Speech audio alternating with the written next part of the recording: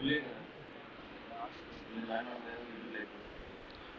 morning to one and all. So it is my immense pleasure to invite you all for this occasion, so where we are going to celebrate the World Earth Day 2022. I think almost in this Google Meet others participants has been joined. If anybody want to join, you can go with your YouTube link, which will be shared in your group. And we all know why we are celebrating the Earth Day, because we have come to know that our Earth, our planet, our Mother Earth is going to be in a bad situation. So that is the reason why we are taking this event. Uh, so every year April 22 is celebrated as a World Earth Day. But being a Green Club coordinator for HiTech, this is the first time we organize this program. So from here we are going to initiate the programs for our club activities uh, for the benefit of our earth and all the environmental activities. So now I request our HOD, Dr. S.R. Rajabalayan, to share his thoughts about the World Earth Day among you. Sir, it's yours. Sir. Thank you, Professor Madhivanan. My dear friends, today is the day we are celebrating the Earth Day. This is International Earth Day. So every year on April 22nd, Earth Day marks the anniversary of the birth of the modern environmental movement in 1970. So it has started from 1970. So if you see, there is a great politics, environmental politics between the Western countries and the Eastern countries. If you ask uh, United States of India citizen, United States citizen, so what are the green gas types of greenhouse gases? Then he will immediately tell, starting with this methane, ethane, propane, butane. When you ask an ASEAN, he will be immediately talking about the carbon monoxide, carbon dioxide. So there itself is a politics in the environmental area. So the Americans were consuming vast amounts of leaded gas through massive and inefficient automobiles. So to protect our earth from the pollution, most of you, the second year students are undertaking the environmental science and engineering course. So the stage was set for change with the publication of Rachel Carson's New York Times bestseller, It is Silent Spring in 1962. So Earth Day 1970 would come to provide a voice to this emerging environmental consciousness and putting environmental concerns on the front page. So this is the background of the celebration of the International Earth Day. We are very much proud to have the Green Club in our department, and we are also going to have the tree plantation program today after a small awareness video.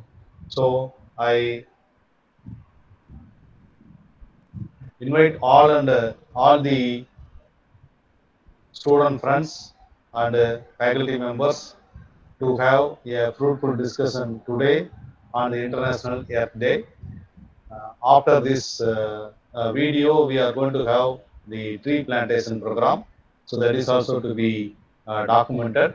So once again, I am thanking the organizers of this program, and I am handing over this session to our Professor Madhivan. Thank you, Madhivan. Thank you, sir. Thank you very much, sir. So yeah, so as I said, today we are here to celebrate the World Earth Day. So in this, the two events that we will be going to conduct. So one is the video presentation on sustainability, because yeah, we are agree that we are getting developed in every field, but the sustainability is not there. Okay, so the development must be there with a sustainability, because we have to serve our earth or nature or any resources for our future generation. So for that we are going to provide an awareness documentary film on sustainability. So after that we are plan to plant the trees in our campus. So I request everyone to join the campaign and plant the trees. And today I have to share one information among you people. That means you all know that the Earth or the age of the Earth was around 46 billion years. So when we convert this 46 billion years into 46 years, the age of man was just 2 years. If the age of the man was just 2 years, the development activities like civilization, industry revolutions, so everything, it was just 2 seconds. The age of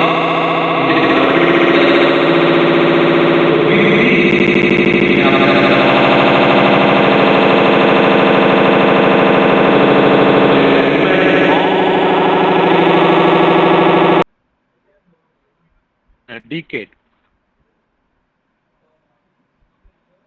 If we convert into 46 years, man was just 2 years. And after civilization starts, it's just 2 seconds. Within these 2 seconds, we have destroyed almost 50% of our earth resources. So this is the status says that we have to awake. We have to be change into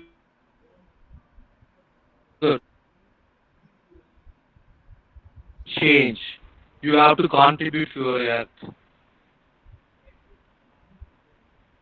Everyone, please, for the earth, for our future. You just don't think it for every ஒரு பெரிய level பண்றாங்க. Just a simple, okay, உங்களால என்ன முடியும், okay, individual, okay, what we can able to do. You take it as a selfishness also. You have to protect your earth for your next generation. That is a selfishness. No problem. Anyway, we have to do it.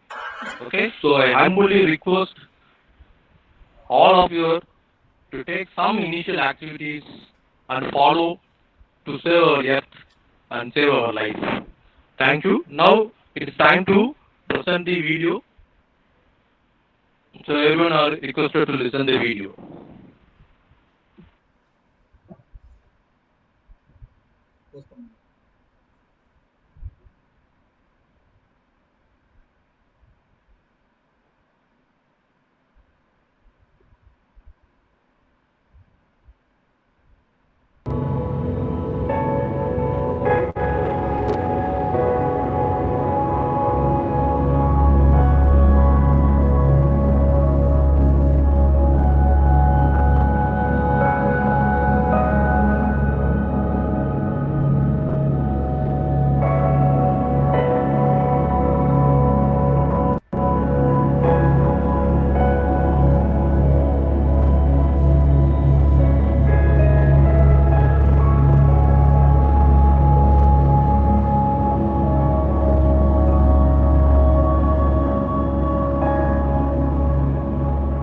Within the space of just a few decades, the term sustainability has made an extraordinary rise to fame, going from the fringes to the mainstream, as it has become one of the defining features of 21st century reality. Today, the term sustainability encompasses a whole paradigm shift to our understanding of the world and our place within it.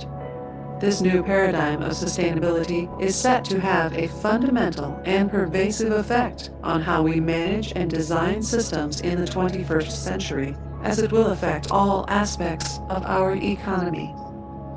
This short film explores the ongoing transformation in the structure of our economies as a new form of sustainable economy emerges.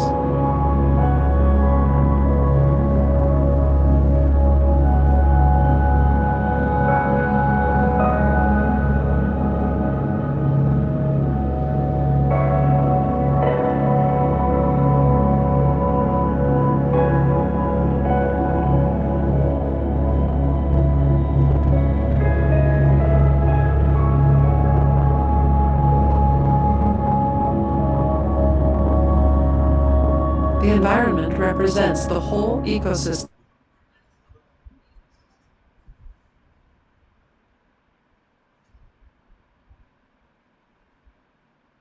We're really talking about a combination of natural ecosystem and human economy, what is called a socio-ecological system. The nature of socio-ecological systems has changed fundamentally over the course of human history as we have developed new technologies, institutions, and tapped into new energy sources. The development of the practice of agriculture some 8,000 years ago represented the first fundamental change in this dynamic, as we created systematic processes for harnessing natural resources based around the technology of farming.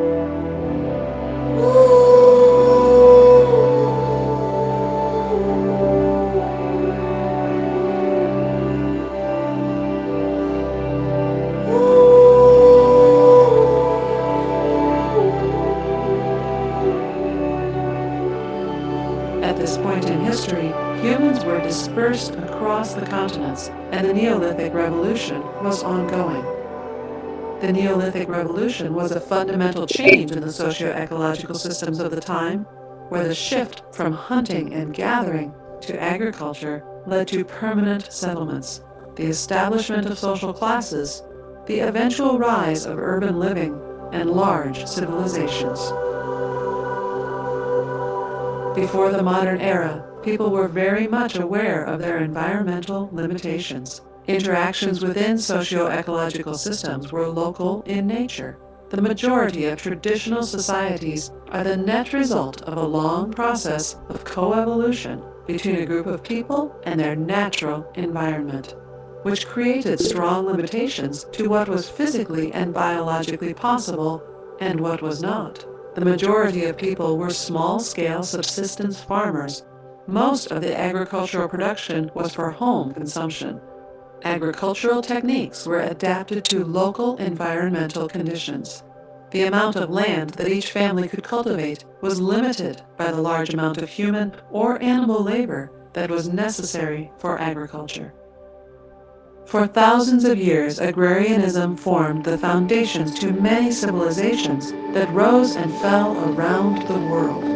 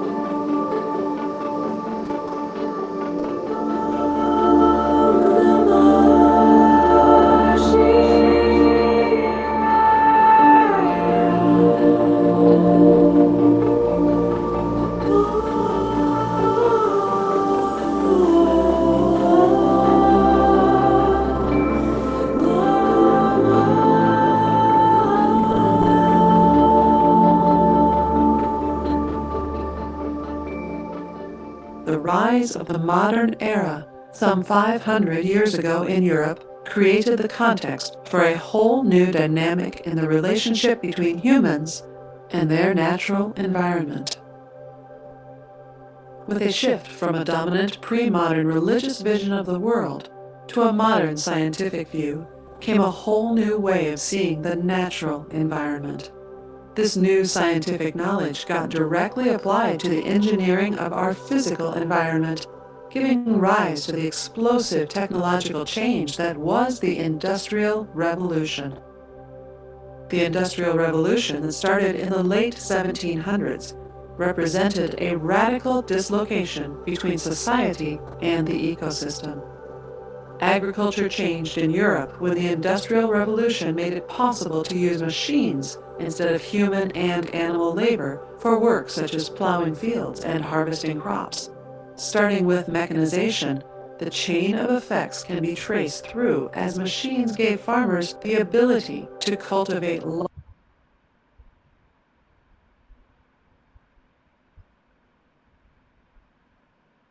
larger areas of land. farm sizes and worker productivity increased dramatically as mechanized agriculture is more efficient on a larger scale. The mass of society moved from working the land into the newly industrializing urban centers, where large markets for goods and labor came, the new organizational structure prevailing over their daily subsistence, and a new way of life that was divorced from local ecosystems emerged.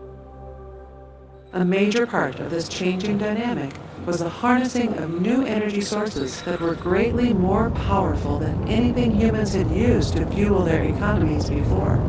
The large-scale combustion to the energy sources of coal, oil, and gas enabled the transition to new mass manufacturing processes as they shifted from manual to mechanical.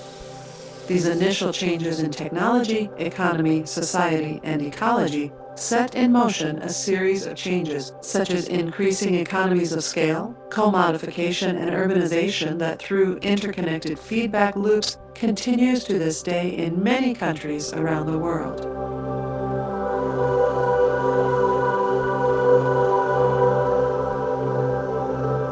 Although it is apparent that the Industrial Revolution ushered in an unprecedented global human impact on the planet, it has since been dwarfed by the extraordinary exponential growth of human economic activity that began in the mid-20th century.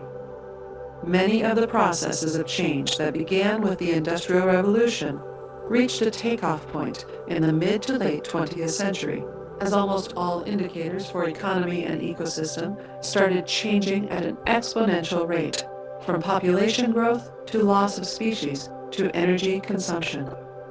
This great acceleration of economic activity has given birth to a new geological era that scientists call the Anthropocene, as human industrial activity has become the primary driver of changes within Earth systems.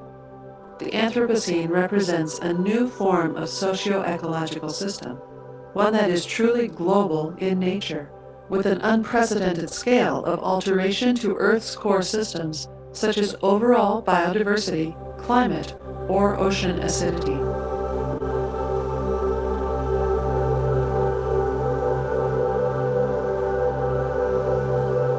After 1950, changes in major Earth systems became directly linked to changes largely related to the global economic system. This is a new phenomenon, a truly profound transformation in our socio-ecological systems, one that we are far from understanding the consequences of. Within the course of just a few decades, we have transitioned from being a small world on a big planet to being a big world on a small planet. A switch from making limited ad hoc interventions into ecosystems to becoming the primary drivers of change within the biophysical processes of the entire planet.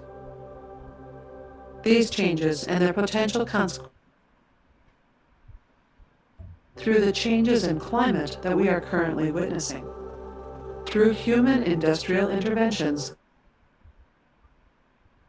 regulate Earth's systems have been significantly degraded, both within local ecosystems and increasingly on the global level.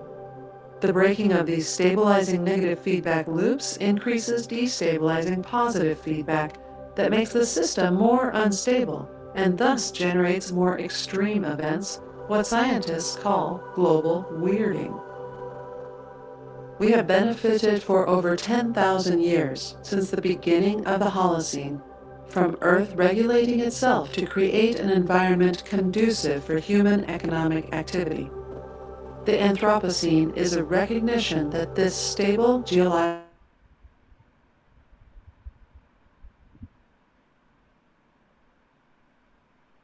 same equilibrium that has benefited societies in the past, that the global economy is now the primary driver of change within ecosystems.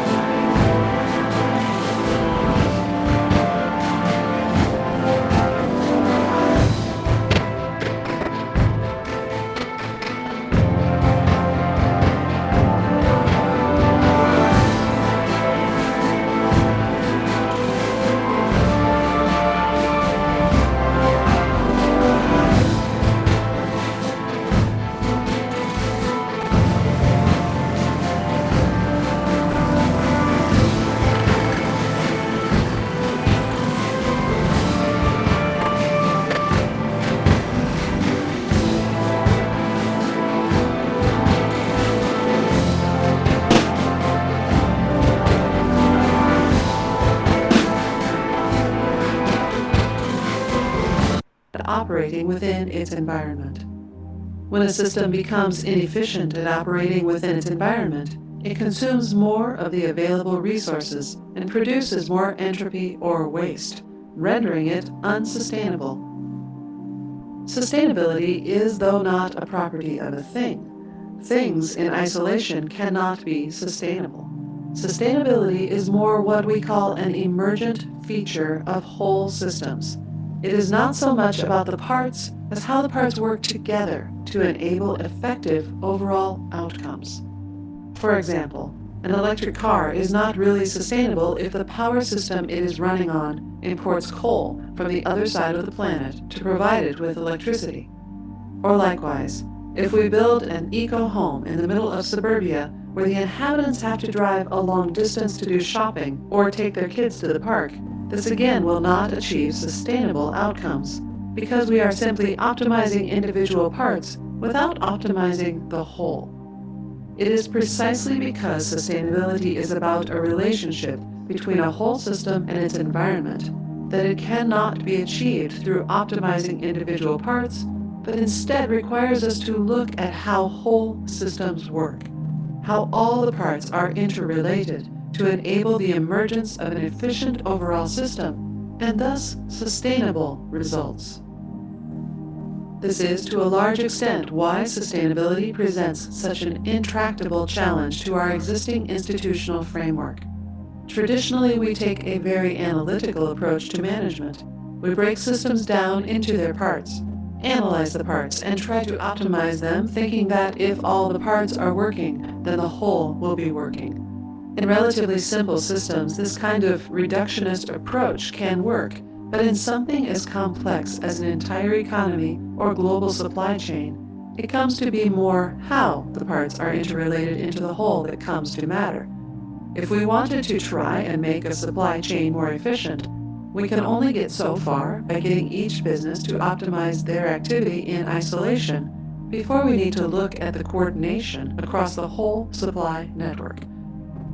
Often when we focus solely on the parts, we simply shift problems to the whole organization, and because of that, we stay getting the same overall ineffective outcomes and unsustainable results. The industrial age management methods and institutional structures that we inherit today are designed to take an analytical approach, breaking problems down, solving the parts, and then putting them back together. Sustainability is, though, a complex and holistic challenge that is not amenable to this method. Although optimizing for the parts may be important in many circumstances, it is really designing and managing for the whole system that is ultimately required to achieve the end result of overall sustainability. Whether we are talking about sustainability with respect to the natural environment or with respect to social institutions, an unsustainable system is one where the value and integrity of the whole organization is being systematically depleted. All organizations require both effective parts and effective overall structures for integrating those parts into a functioning whole. When the integrity of the whole becomes reduced, then the system becomes unsustainable.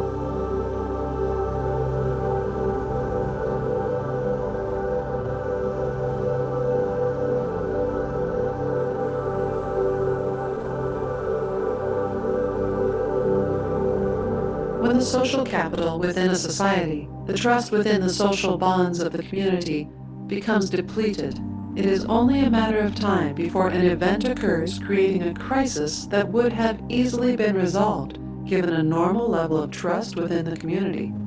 And this is the essence of sustainability. It is not a thing, it is the value and integrity of the whole organization that is required to maintain it over time. Whether this is the value of the social bonds within a society or the species diversity that forms the food web within an ecosystem. A sustainable system is one that is integrated into a functioning whole organization. We traditionally focus on the parts in an organization because they are much easier to touch, quantify, and manage, while the value in the connections that interrelates them into an effective whole typically cannot be touched or broken down into individual discrete parts. It is often much more difficult to quantify, making it difficult to manage through our traditional methods. This value of the whole is nonlinear, meaning it is distributed out across the whole organization. It is not one species that maintains the diversity within an ecosystem. It is all of them. It is not the closely knit bonds between people of a similar background that maintains a resilient multicultural society. It is more the distributed weak ties between people of different backgrounds that ensures the overall integrity of the community, its resilience and sustainability. It is this integrity of the whole ecosystem or society that represents the infrastructure or fixed capital that supports and enables it to operate effectively and provide people with the derivatives they value. And in managing such capital, one cannot look at and measure one single connection or one single creature. One has to look at all of them. This is the nature of nonlinear phenomena. It is because these resources within an ecosystem, economy, society, or culture that ensure the functioning of the whole and its sustainability are distributed that traditional centralized management methods are ineffective. Whenever we manage for the parts without managing for the whole, we eventually deplete the integrity that supports the whole and end up with unsustainable outcomes. At the beginning of the modern era, we inherited a natural environment and a set of social and cultural institutions that evolved over millennia without our full understanding or appreciation of them. With the accelerated growth during the 20th century, we came to affect the structure and makeup of these whole systems that were providing the natural and social capital supporting our modern economy, so much so that today they are no longer self-managing. The requirement today is in understanding these macro structures, how they work, their value, and developing organizational structures that can appropriately manage them. Sustainable development is a form of development where we manage both on the level of the individual technologies and organizations, but also on the level of the system as a whole. This is why achieving a sustainable form of global economy will take us into a new world of complexity, because we have to look at, account for, and manage whole interconnected socio-ecological systems in order to achieve overall sustainable outcomes. What gets measured gets managed, and managing for the whole means accounting for the whole, what is called full cost accounting. Our traditional approach to macro-scale environmental management has been exercised through a top-down centralized model, driven by government institutions and based on a paradigm of environmental conservation. But this is no longer relevant in an age when industrial activity has become an embedded part and central driver of change within virtually all ecosystems around the planet. Ecosystems management can no longer be an ad hoc solution patched into the side of the economy. This new context requires that it become a central part of what the economy is and does, and this requires accounting for and incorporating both social and natural capital in market structures. Economies function as distributed management systems. Through the negative feedback loops of the market, they manage whatever it is that people value, can quantify, and exchange. Until very recently, we have only really valued the derivatives of ecosystems, the water, food, minerals, etc., in terms of their utility to which we could ascribe a financial value. Through industrialization, industrial and financial capital has grown, and ecosystems have become degraded. Today, the limits and scarcity are not in lack of human-engineered systems, but in natural capital. In the industrial age, we had a scarcity of people and capital, but an abundance of natural capital. Today, we have an abundance of people and goods, but scarcity of natural capital. So it is now not industry and people that need to be economized, but natural capital that we need to be using more efficiently and creating an economy to do that. Completing the process of industrialization means people's value change subtly but importantly. At this stage in economic development, The scarcity is no longer in the derivatives of ecosystems, but instead the functional integrity of those ecosystems. This integrity of the ecosystem can't be fully measured in terms of monetary utility. Rather, it requires a different kind of capital called natural capital. Using economic and business models to manage ecosystems means firstly understanding those ecosystems and the value of their integrity, and then developing accounting and exchange mechanisms based around this. Ultimately, this means building a new dimension to the economy, a new value system for the quantifying, exchanging, and accounting for natural capital. This process of incorporating the inherent value of ecosystems into economic metrics has already begun and will likely intensify in the coming decades. Since economies are always about people and what they value, as the context changes, as those values change, and as the nature of the resource that needs to be economized changes, so does the economy adapt. But this adaptation won't simply fit into our current economic model. It will require that industrial age economic structures evolve into a more complex, multidimensional form.